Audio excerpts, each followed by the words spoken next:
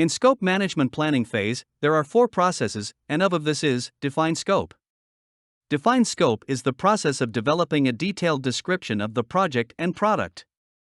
The key benefit of this process is that it describes the product, service, or result boundaries and acceptance criteria. Since all the requirements identified in collect requirements may not be included in the project, the define scope process selects the final project requirements from the requirements documentation developed during the collect requirements process. It then develops a detailed description of the project and product, service, or result.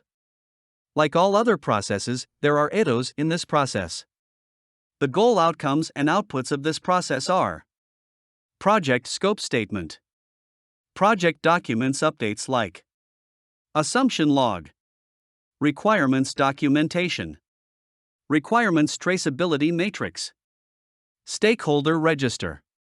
The project scope statement is the description of the project scope, major deliverables, assumptions, and constraints.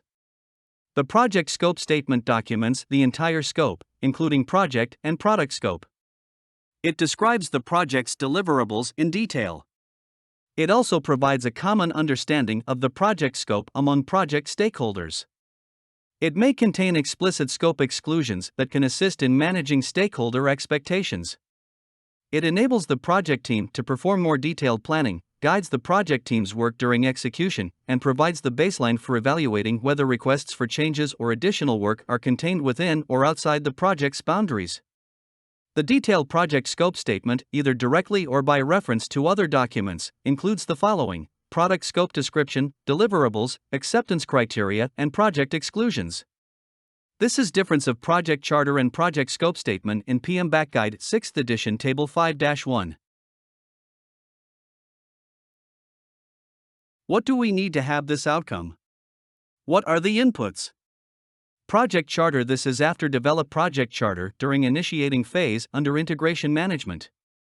Project management plan like scope management plan.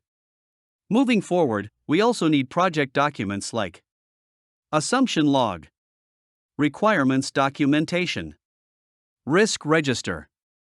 Therefore, by input of requirements documentation and output of collect requirements process, it is now safely said that define scope comes after collect requirement process and plan scope management process. Enterprise environmental factors. Organizational process assets. For these inputs to get the desired outcome, we need to process these through tools and techniques. We need the following: expert judgment, data analysis like alternatives analysis, decision making like multi-criteria decision analysis, interpersonal and team skills like facilitation, product analysis. These are the ITTOs of this process. Having these outputs of project scope statement and project document updates, we will be able to rightfully define the scope. Great job, see you in next videos.